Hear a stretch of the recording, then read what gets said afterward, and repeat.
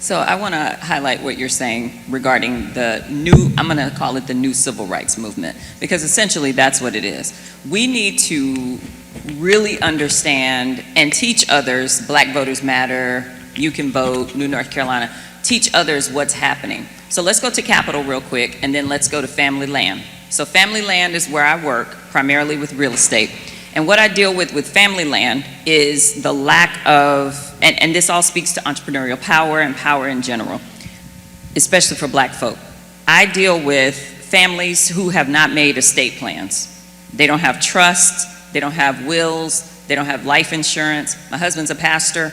April 2021, we had 12 funerals, most of which we had to help plan because the families were not in position to have a plan. And they were so devastated and distraught that you just do it, right? You don't sit there and ask them questions over and over again. So we as organizations and community people, we have to engage our own communities, and I'm with you on, we can have the reverse migration, but we got work to do at home. We got work right here, right now. Yeah. And the work that we have right now is, what do you do with your family land? If y'all own properties and your family owns property, your church owns property and acreage in rural counties, you should absolutely be taking advantage of the infrastructure bipartisan bill funding, the IRA, and you should be dealing with and getting some of this energy funding, some of this climate money, some of this environmental money to take care of development in rural areas. And that money is 0% interest or grants, or, there are all sorts of pockets of money. How do I know? My nonprofit was struggling last year. Well, guess what we did? We received notification that there was money in a prize system. They're called American Homemade Challenges as part of the IRA. So what did we do? We pursued the opportunity. We were able to get funding, hundreds of thousands of dollars. And now guess what we get to do?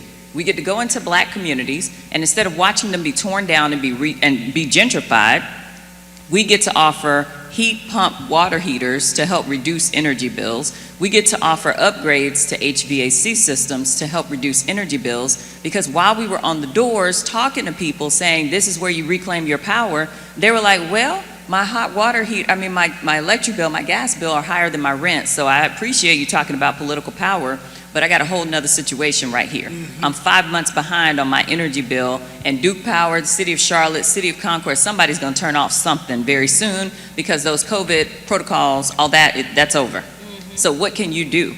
Well, that's when you really start to affect change in a community, when you can take care of the issue that is most important to the people at that time. That leads into entrepreneurial things. Why are we not having workforce development? I'm sure y'all are. Workforce development classes on how to erect charging stations with all of these chips that we have going on here and being constructed in Raleigh and Durham. Those are the industries that we need to be ensuring are happening. And then let's talk about shared resources. When Black businesses do start, they can't have all these systemic barriers, the Small Business Administration, this thing, that thing. There are 50,011,000 barriers just to get one loan. If somebody, how much resilience and grit do you have to have just to apply for a loan? By the time you go through the 12 barriers, you're done. You're like, forget it, I don't want to do it anymore. Right. Those are where the entrepreneurial opportunities come. And when we see some of these migrants move from the north to the south, they do come with some of that skill set because they've been working in positions of power. They did work at the Department of Energy in Raleigh. They lived in La Plata, commuted an hour. They do have a skill set that I feel like sometimes we're lacking, not because we don't want it, but because we don't really know that it's available.